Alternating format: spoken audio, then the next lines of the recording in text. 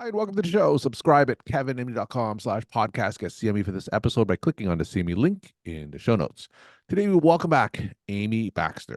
She's an emergency medicine physician. Today's Kevin Amity article will talk about that intersection between non-opioid alternatives and the future of reimbursement. Amy, welcome back to the show. Good as always to be here. Thanks for having me. So Amy's been on multiple times. Go to kevinamy.com/podcast to search for her name, hear her story in prior episodes. But today, let's jump right into your most recent Kevin MD article where we talk about that intersection between non-opioid alternatives and the future of reimbursement. For those of you who get a chance to read that article, what's it about? Well, the series that I've been building is this concept that our opioid crisis stems from having unused opioids in people's counters, from the about 6% of people who will become opioid use disorder patients after even a single surgery due to their genetics, and then the reasons why we don't offer non-pharmaceutical alternatives for people after surgery. This article brings us to the place where we now have an upcoming opportunity for reimbursement of non-opioid choices, but the other barrier is physicians' awareness of what is evidence-based and actually works for pain management.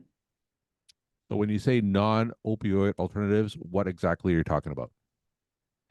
So a lot of people will conflate ERAS, or enhanced recovery after surgery, with gabapentin or scheduling Tylenol and ibuprofen and alternating them. Really, what enhanced recovery after surgery means is using multimodal approaches to reduce pain. In other countries, no one gets prescribed opioids to go home after surgeries. Now, some of the reason, like in Japan, is because after a total knee, they will keep people for 3 days instead of sending them home same day. Some situations, like in Sweden, it's because the people are actually a bit more stoic and they are just not prescribed opioids for home. And some places are able to keep patients in-house longer for other reasons. And so they don't prescribe opioids for home because they're kept in the hospital longer.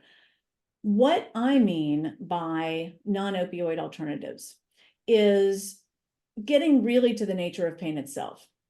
I did a TED Talk, which was recently featured on an NPR podcast, the TED Radio Hour. And what I talk about in that is the nature of pain. Physicians are only taught about 12 hours of pain education throughout medical school, and most of it is on pharmaceuticals. But because of functional MRI, what we know about pain now is that pain is really your brain's thinking fast opinion of how safe you are. What opioids do is they make your brain not care by hitting the reward centers. So you know you're in pain, but you feel safe because there's so much neurotransmitter reward. What I talk about in the TED Talk and what non-opioid alternatives really means to me is that, yes, there's a small number of over-the-counter medications that can help. There's a bigger amount of supplements that can enhance your pain management after surgery, but there is a huge number of physical interventions that can reduce pain: heat, cold, vibration, pillows to prop you up. And there's an even bigger amount of alternative activities you can do that can give those neurotransmitter rewards without opioids. So let's to expand on the last one. What are some of examples of those physical modalities that you're talking about? Yeah, well, and I think that it's important not to just talk about physical modalities, because the concept of ERAS and non-opioid pain management is all options are on the table. We made, after the TED Talk got a lot of attention, we made a booklet that's a free download that's called What Works for Pain. And this booklet goes through a whole lot of different things people can try and plan before a surgery, so that when they're feeling pain, they know when the pain's going to be the highest. So they can tell the brain, it's okay, you don't need to be as worried. Decreasing fear is a huge part of this. So there's a group that is being funded now by the opioid settlements in a number of states. So Goldfinch Health will provide an adorable little lunchbox to patients pre-op. And in it, there's a pain plan. There's these kind of what works for pain ideas so people can plan for pain and not be as afraid of it. There are things to make recovery better, which correlates to decreased pain post-op. So one of them is a clear sugar drink that you can have 4 to 6 hours before surgery that doesn't conflict with NPO, but does provide some substrate so that the body recovers better after surgery. There's a Vibracool, which is one of our devices. What Vibracool is a specific frequency of mechanical stimulation for neuromodulation, which is about 200 hertz, but it's also heat and cold, and having the option to choose one or the other as a post-op and even pre-op pain relief decreases fear, increases comfort, and gives someone something to do so that they're not just trying to smother their pain awareness with opioids. So you mentioned earlier on there's an opportunity that is coming up that may perhaps change the course for this. Is this in the form of legislation? Yeah, so there's two different kinds of legislation. One is already passed. This was actually spearheaded by the senator from West Virginia, and it is signed into law in the 2022 Congress at the end of the year. It's called the NOPAIN Act. And what this does is this calls for Medicaid and Medicare to cover anything that has been proven, whether it's device or drug, proven in a randomized controlled trial that's peer-reviewed and published to decrease opioid use after surgery. So January 2025, that bill, which is already law, but that will be incorporated into Medicare and Medicaid's reimbursement schema. So a couple of things with that. I was recently on the Hill with Voices for Non-Opioid Choices talking about this bill. One, there's an appropriations bill that's in Congress now to educate physicians, because if we don't feel comfortable with it, we're going to still write for opioids because we don't want someone to have pain. The education part is letting people know that every study so far that has looked at outcomes not using home opioids has found satisfaction is the same, recovery is as good, and in fact, the chance of returning to the ICU and the chance of returning to the hospital and the total cost of care is less when you don't give opioids for home. So that kind of education people won't find out about unless we have some money that can support educating. The other part of the legislation is making sure that people are aware of it, because to this point, Medicaid and Medicare have not understood that pain is a fear of tissue damage and can be real or imagined. So that means that a lot of things that do reduce pain, Medicaid and Medicare have considered to be comfort options. Mm-hmm. So this is where we need to make sure that they don't out of hand reject things like cold therapy, like vibration, like other modalities that have been proven to reduce opioids, but that Medicaid and Medicare have not been willing to pay for because they say they're for comfort, not pain. So there will be in June, July, a public CMS comment period that hopefully I can addend to my article, which will give people a chance to comment on how CMS is planning to interpret the NOPAIN Act in their reimbursement starting January 2025. So the NOPAIN Act, which is already law and will take effect in 2025, will cover non-opioid modalities that have been shown in evidence to be efficacious. What are some examples that would fall under that umbrella? Sure. Well, I think one of the biggest ones is cryotherapy. There are a number of studies now showing that things like Game Ready, which is currently not reimbursed, but having cryotherapy after surgery decreases pain. It decreases nerve conduction, it decreases inflammation, and it actually has been shown not to make a bit of difference on healing or recovery in terms of like reducing it. People have always said, oh, cold, you don't want to put that on because they won't heal as well. Nah, that's not true. So that has a lot of studies that have been proven, and many of them do have opioids as outcomes. We are currently in the last part of our pivotal trial for Duotherm, which has 3 different frequencies of vibration for low back pain.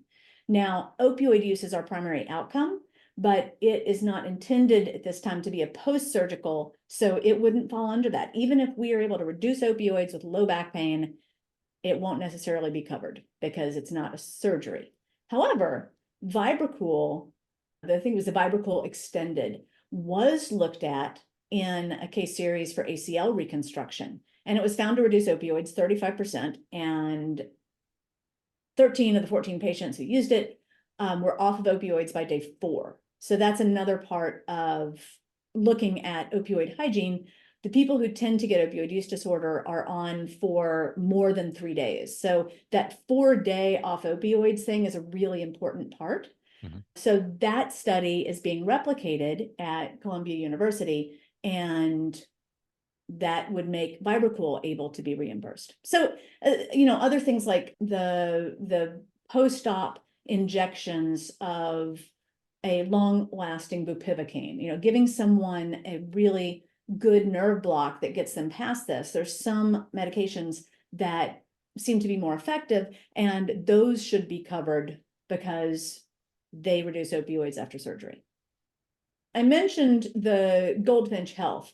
Well, the use of their pre-op pain planning has actually already been found to reduce opioid use by 70%. It's crazy. But again, it gets to this concept that having the brain feel less afraid decreases pain perception, and knowing that opioids are just smothering your perception of pain, but they're not actually doing anything other than increasing rewards, that's a deal. So Goldfinch Health has been able to show in the states that are using this with the opioid restitution money, a 90% reduction in opioid refills. And in the states that started using the Goldfinch Health this summer, they found a 70% reduction in all prescribing. So hopefully that will enable these pre-surgery pain kits to continue to be prescribed after the opioid money runs out. You said earlier that in order to move the needle and decrease the use of opioids, it's not going to only involve reimbursement, but also education and the fact that you need more clinicians to prescribe non-opioid alternatives. Whenever you suggest non-opioid alternatives or different modalities other than opioids, do you encounter any pushback from people who've been prescribing opioids all their life after surgery? Oh, sure. First of all, we're up on what we're up on. And so in medical school, we're up on pharmacology because we learn statistics on pharmaceutical studies. We learn our dermatology on pharmaceutical side effects. We learn pain management purely as a construct of pharmaceuticals.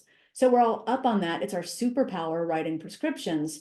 And it's hard to understand or believe that maybe we haven't been optimizing pain care for patients when that's our primary goal. I'm getting a lot less pushback now than I was 5 years ago when I started talking about giving people options instead of opioids. The other thing is that most of the comprehensive pain plan that works requires patients to pay something. For example, magnesium, it's a fantastic adjunct. It's an NMDA blocker, so it decreases the amount of opioids used in surgery by 1/3. It is a smooth muscle relaxant, and 66% of patients go into surgery magnesium deficient. But since all we can test is the extracellular magnesium, we're not aware that magnesium sufficiency has drastically reduced in all Americans because most of the leafy green vegetables we're getting is in soil that's been depleted of magnesium. That kind of education, that's the stuff that we're never going to get that in med school. They're not going to tell us about nutrition, but all we need to know as doctors is most of your patients are going to have a low normal magnesium on the cellular number, but they're actually magnesium deficient. And surgical outcomes are better when you supplement with magnesium for 3 days before, and pain is reduced because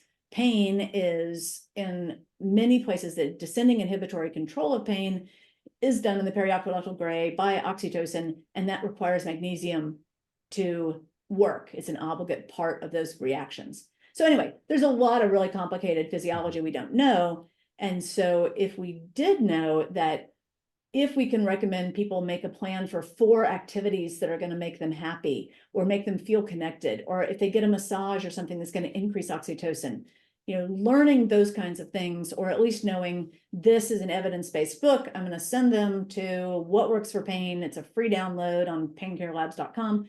Then just that whole construct that doesn't have to be paid for or prescribed, but it is a way that patients can take control of their pain. I think that's really the education part of this that will be great if it can be a rising tide that we all support. We're talking to Amy Baxter. She's an emergency medicine physician, and we're talking about that intersection between non-opioid alternatives and the future of reimbursement. Amy, as always, will end with your take-home messages to the Kevin MD audience. My take-home messages are that if you are a surgeon, you need to think outside the pill and become familiar with the literature, or at least the options for your patients that don't involve pharmaceuticals that are prescription and that really involve education. I also think it's important for surgeons to know, and for patients going into surgery to know, that the research is clear. Not sending people home with opioids works just as well from a satisfaction standpoint and from a pain management standpoint, but it is superior for cost, and it's very much superior for not ending up with 6% of your patients with opioid use disorder. Amy, once again, thank you so much for sharing your perspective and insight, and thanks again for coming back on the show. Thanks for providing a platform and forum that allows for a rising tide to change people's practice.